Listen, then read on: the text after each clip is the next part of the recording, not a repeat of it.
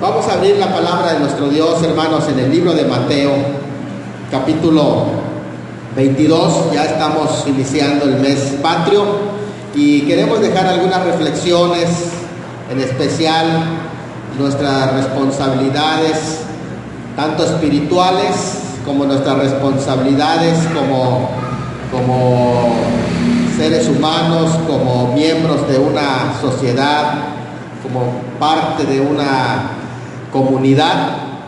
Vamos a buscar lo que el Señor nos aconseja en el libro de Mateo, capítulo 22. Vamos a leer desde el versículo 15, pero una de las frases más importantes que dijo el Señor, que todo mundo conoce, es la del versículo 21.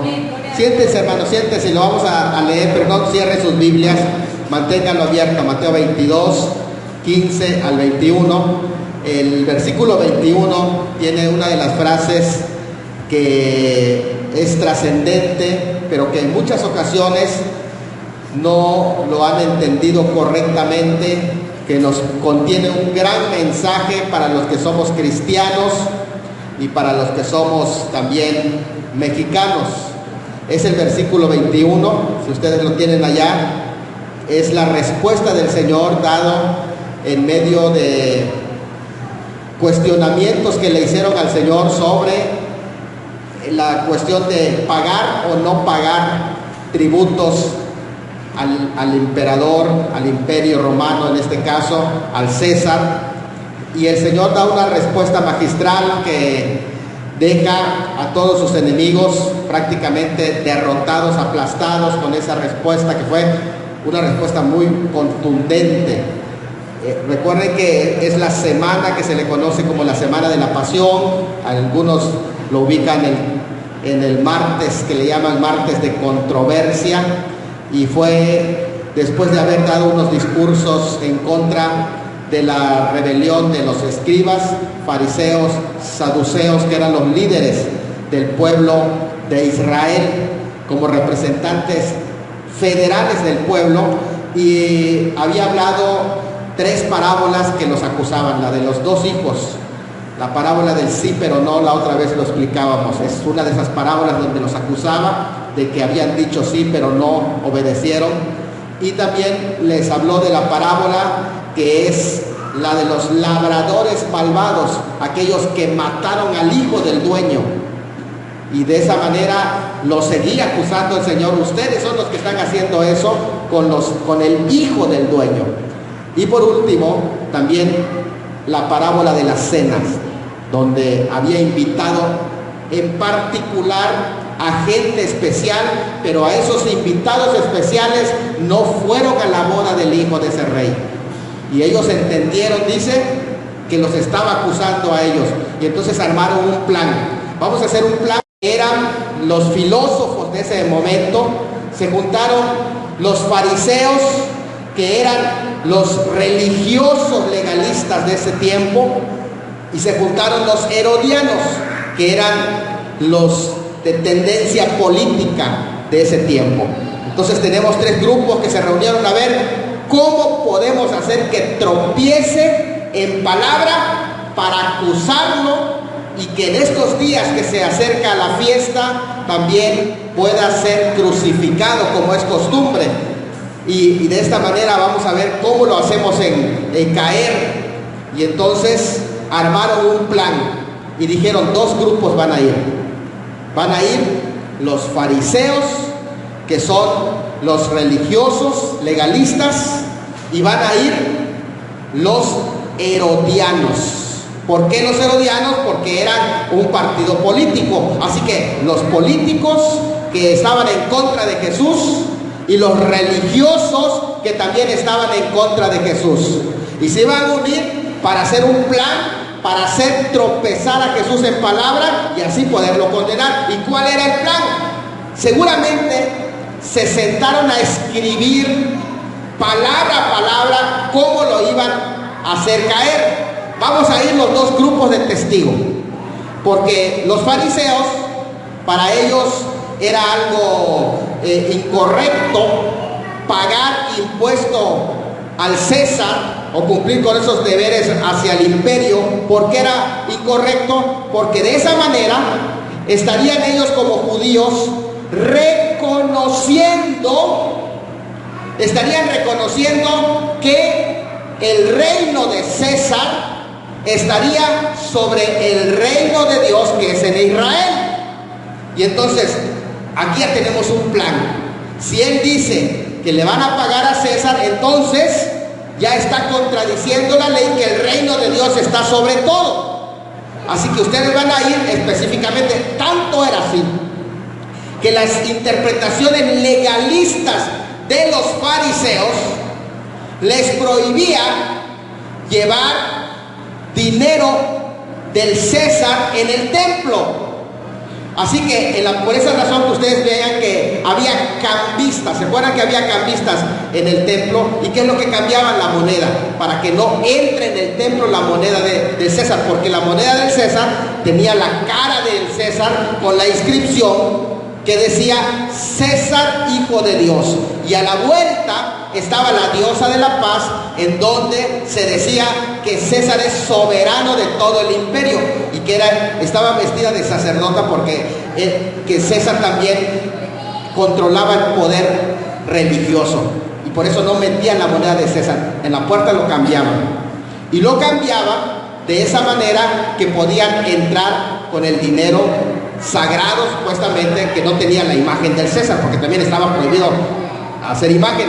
Y dentro de los legalistas tenían prohibido meter dinero del César. Entonces, note bien ese detalle, note bien y no pierda de vista ese detalle que le estoy diciendo, porque a la hora del Señor Jesús responderlo, va a atacar el legalismo también de estos fariseos.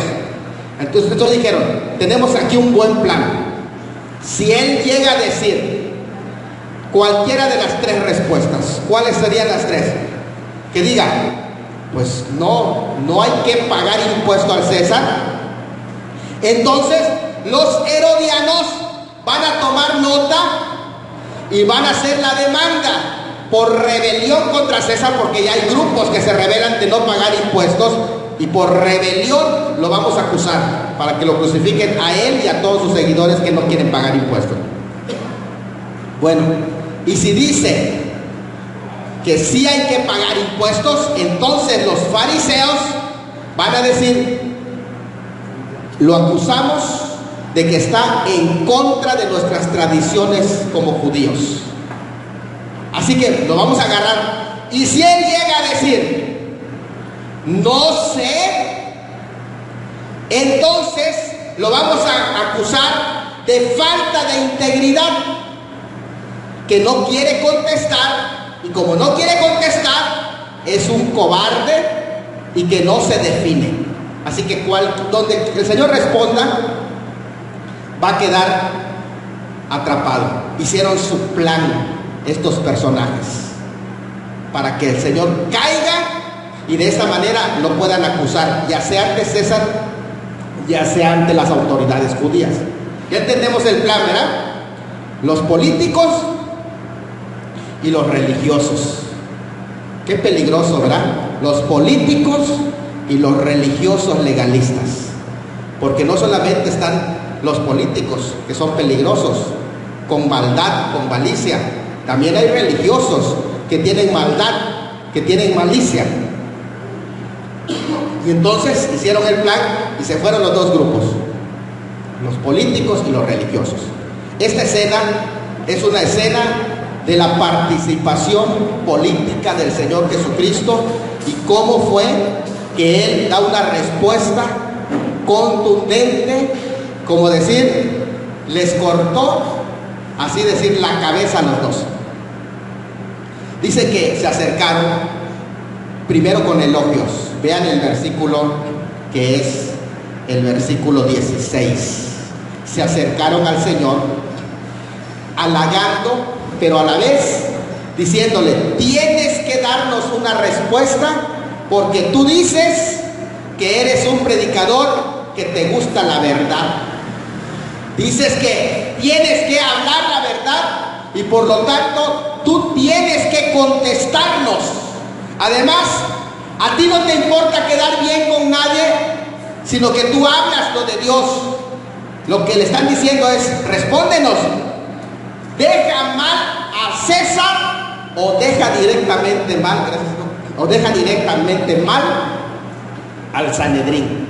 Estos sanedrinistas, porque pertenecían al Sanedrín, al grupo de gobernantes, ya tenían un plan, pero no se esperaban la sabiduría grande de nuestro Señor, al que le damos un fuerte aplauso en esta mañana.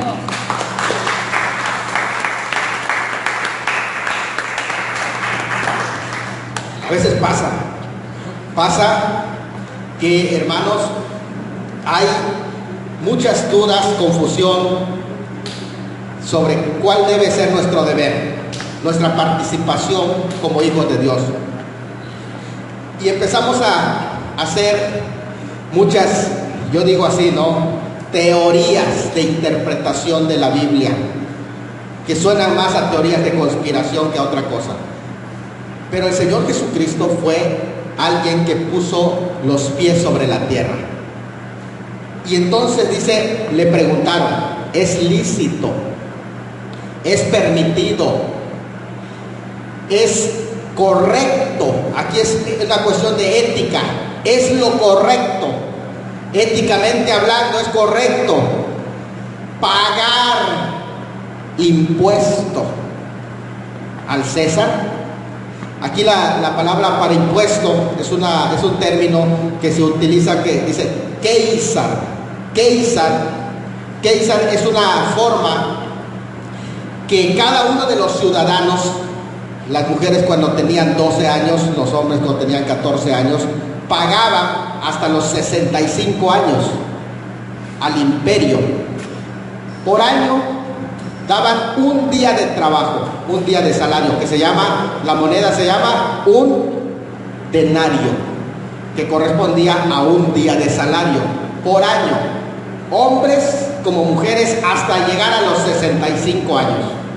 Tenían que pagar el derecho, casi como un derecho de piso, ¿no?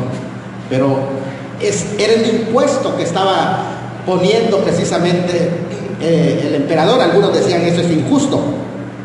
Y el Señor Jesucristo, pues se le cuestiona acerca de este tipo de situación, que estaba yendo con malicia, desde luego.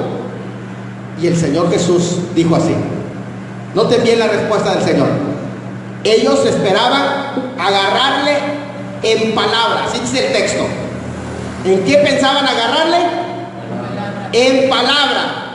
Estaban esperando qué iba a decir.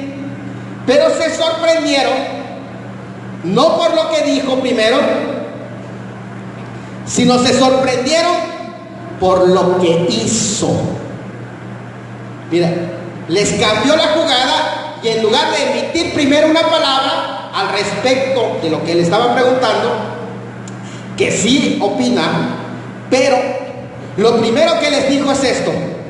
Vean, acuérdense de los fariseos legalistas, que todo supuestamente es pecado, que todo ellos, hermanos, confrontaban, por así decir. Había una especie de dualismo, le llamamos, cuando se confronta esto sí, esto no, es una confrontación de dualismo.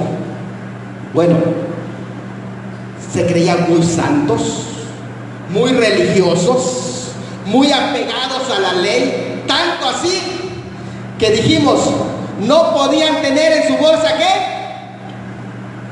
¿qué no podían tener en su bolsa?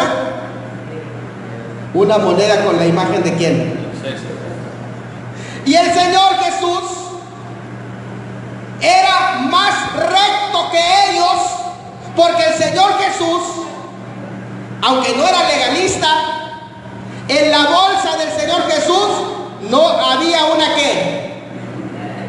No tenía moneda del César.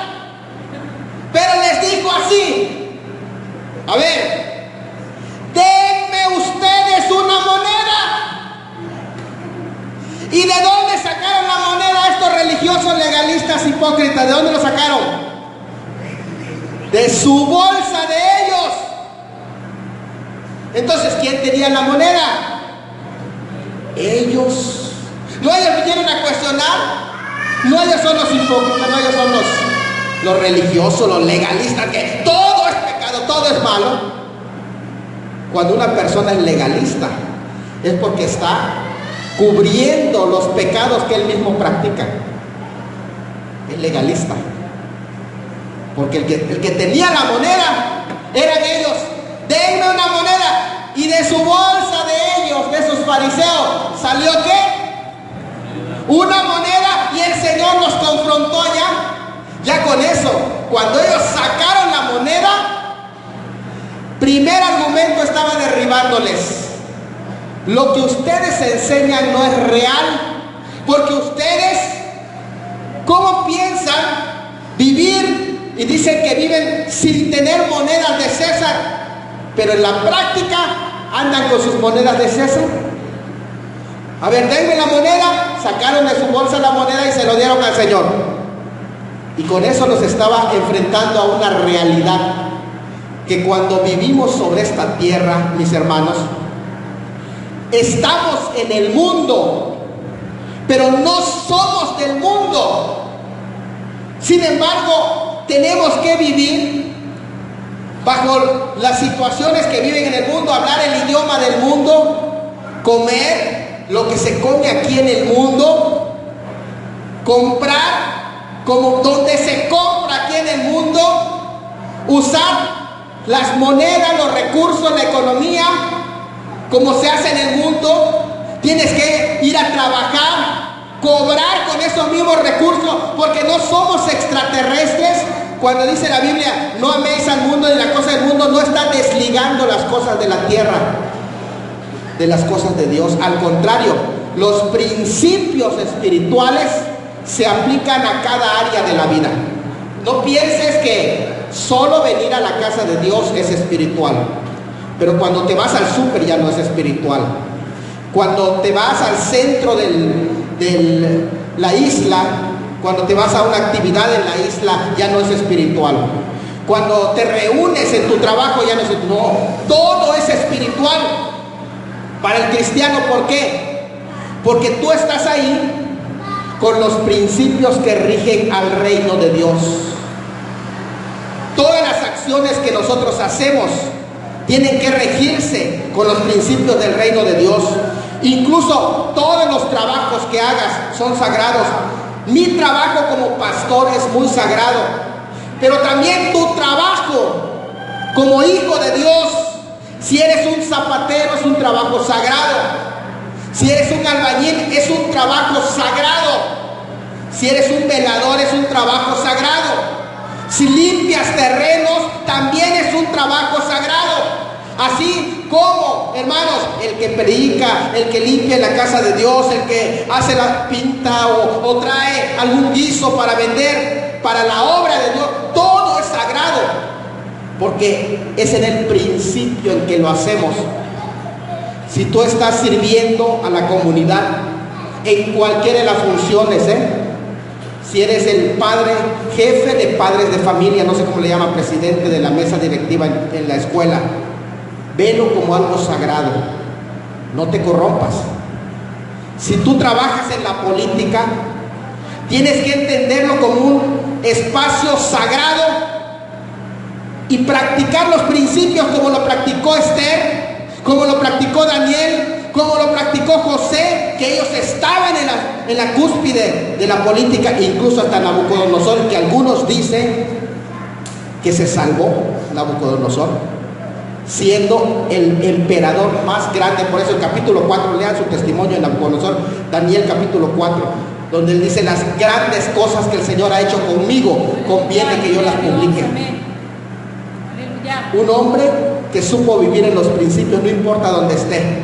Lo que el Señor le está diciendo: les voy a desmentir que su pensamiento está equivocado, porque ustedes, todos ustedes, usan las monedas a diario. Ahora, podemos sacar miles de conclusiones del dinero, y que el dinero que es del diablo, que es del anticristo, la marca, todo lo que quieras. Pero al final, ¿por qué lo usas? ¿Por qué lo usas? A ver, saca el billete de dólar. Novus Ordum Seclorum, nuevo orden mundial. Pero de pronto el hermano Dan trae su ofrenda en dólar. Ya no lo voy a recibir porque es del diablo. No es así. ¿Por qué? Cuando le muestran la imagen de quién es. Miren, hay dos cosas que el Señor dice, pero nosotros, si no conocemos la historia, no vamos a entender. Les dijo, miren qué cargan en su bolsa, le dijo el Señor. Sacó la moneda y le dijo, miren qué cargan en su bolsa. ¿De quién es la imagen? De los dos lados tenía imágenes, y de los dos lados tenía inscripción, pero hay dos cosas que dice: ¿de quién es la imagen? Y la inscripción. Tenía dos cosas: imagen e inscripción. Y la imagen era de César, pero la inscripción en latín. Por eso es el lenguaje económico. Acuérdense que cuando el Señor Jesús muere, hay tres idiomas que se escriben: hebreo, que es un idioma para ellos religioso; el griego, que era un idioma universal político; y el latín, que era el idioma comercial. Y en latín decía, esa moneda decía: César, hijo de Dios. ¡Qué tremendo! ¿Qué tenían en su bolsa? César, hijo de Dios. Y con eso compraban, con eso hacían sus intercambios, con eso vivían la vida cotidiana. Pero eso pertenece a la esfera de este mundo, hermanos. A nosotros no nos va a importar, no nos interesa. Y eso es lo que el Señor les está confrontando: que hay un reino que está sobre todas esas cosas. Es lo que le iba a enseñar. Y que aunque ellos tenían esas monedas, tenían que entender que el que era el verdadero Hijo de Dios era el que estaba enfrente de ellos, y Él era el verdadero rey, no solo del Imperio Romano, que estaba sobre el mundo entero. Era el rey del universo, el mismo Señor Jesucristo. Y eso se los estaba enseñando. Les estaba diciendo: bueno, ustedes respóndanme. Ahora, fueron a preguntarle al Señor, y ellos ahora empezaron a responder. El Señor les hace pregunta a ellos con esa moneda: ¿de quién es la imagen y la inscripción? Del César, dijeron. Bueno, si es del César, entonces ese es el sistema monetario, ese es el orden mundial, por así decir, que en ese momento estaba imperando, porque tiene que existir cierto orden para poder comerciar y hacer transacciones. Y entonces le dice: bueno, entonces si esta moneda es del César, casi les pregunta al Señor: entonces, ¿por qué ustedes lo tienen aquí? Si es del César, ¿por qué lo tienen aquí? Bueno, entonces, si esta moneda es del César, no tiene que ver con el reino de Dios. El Señor no está omitiendo la injusticia, pero les está llevando a entender que existe por debajo del reino de Dios un reino terrenal. ¿Cuántas caras tenía esa moneda? ¿Cuántas? Dos. Y el Señor les está enseñando las dos caras de la vida. Hay un reino terrenal y hay un reino ¿qué? Espiritual. El reino terrenal no va a gobernar al reino espiritual. El que está sobre todos los reinos es el reino de Dios, es el reino espiritual. Y ese reino espiritual no se basa en el comercio, en la cantidad económica, en las transacciones. No se basa en, está sobre eso. ¿De quién es la moneda? De César. César lo hizo, está su cara, devuélvanselo al César. Ojo, no le está diciendo que le den a César lo que no es de César. Al contrario, él marca la pauta y dice: al César solo le van a dar lo que es del César. Y eso es importante que entendamos, hermanos, la distinción de los reinos. El reino espiritual es más grande. Nosotros no le vamos a dar al César lo que le pertenece a Dios, porque lo que es de Dios, pero lo que es del César tiene límites. ¿Por qué? Porque las monedas pertenecen al César, pero no todo es del César. Si la imagen que está ahí es del César, pero nuestra vida, ¿a quién le pertenece? Quiere decir que hay algo importante aquí que está mencionado. 3 cosas: vida, libertades. Fíjate, vida, libertad. ¿Con qué naciste? Tu valor, el valor de tu vida, con que tú naces. ¿Quién te dio el valor de tu vida? ¿Quién te da el valor de tu vida? Eso no le pertenece al César. El valor de tu vida vino de Dios. ¿Cuál es ese valor? La imagen. La imagen que está en la moneda, ¿de quién es? De César. Y en tu vida, ¿qué imagen hay? Acuérdate, Génesis capítulo 1, que Dios creó al hombre a su imagen. ¿Qué es lo que te da el valor? Tu vida, ¿a quién se la vas a dar? ¿A César? Es que en tu vida no está la imagen de César. En tu vida está la imagen de ¿quién? La imagen de Dios. Tu valor como persona no depende de una moneda, porque hay gente que piensa así: ¿cuánto tienes? ¿Cuánto vales? No es cierto, porque esa moneda no es tu valor. Eso le pertenece al César. Regrésaselo al César. Total, no te da ni te quita. Dáselo al César. Pero la vida que tú tienes no le pertenece a César. Y aquí entendamos esto: el César no tiene por qué meterse con lo que le pertenece a Dios. No. El César no tiene por qué meterse con lo que le pertenece a Dios. Y cuando el César quiera meterse con lo que le pertenece a Dios, que es tu vida, entonces tú tienes que oponerte al César, porque no te puede quitar lo que no es del César. Momento, César, hasta acá llega tu jurisdicción.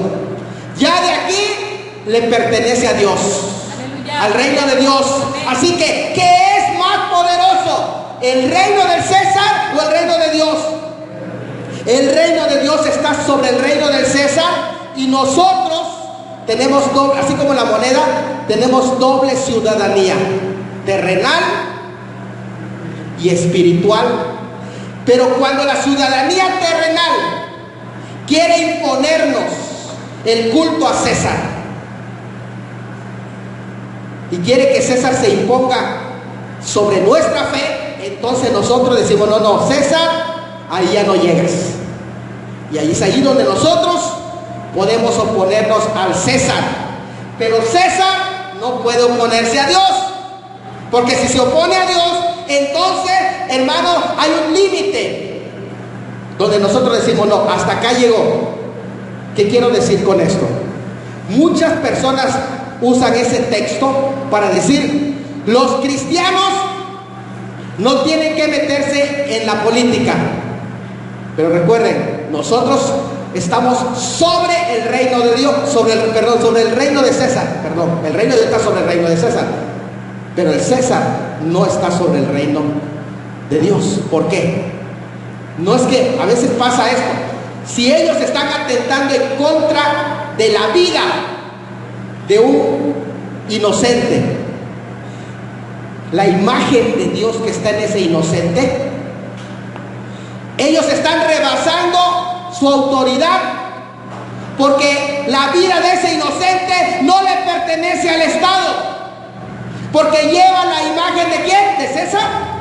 No, lleva la imagen de ¿quién? De Dios. Así que si ellos quieren imponerme una manera de creer fuera de Dios, entonces hasta acá llegaste, César. Entonces yo digo, no es que la iglesia se esté metiendo con el César, es que César se está metiendo en el reino de Dios, y aquí ya no le pertenece. Y eso es lo que el Señor está diciendo: denle a César lo que es de César, pero no vayan a darle lo de Dios, no se lo den a César. Ese es el celo que tenemos que tener. El pasaje nos está enseñando que el reino de Dios cobra prioridad. Mientras el César esté actuando correctamente, vamos a darle impuestos, vamos a pagar. Si nos multan por ser malos, bien merecido lo tienes. Paga tu impuesto, no te quejes, porque es una multa. ¿Por qué? Porque fuiste malo.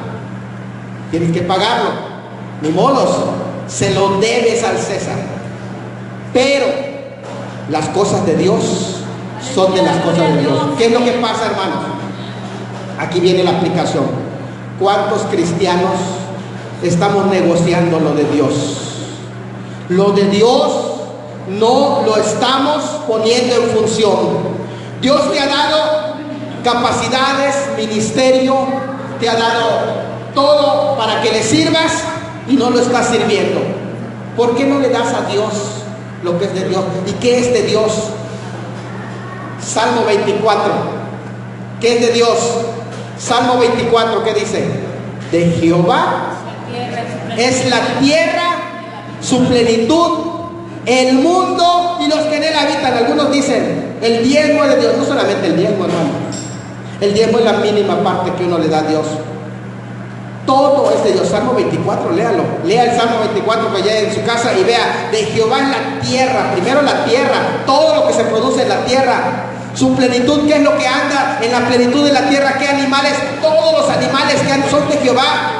El mundo, todos los continentes le pertenecen a él, y aún los que en él habitan son. Con el César no tienes problema.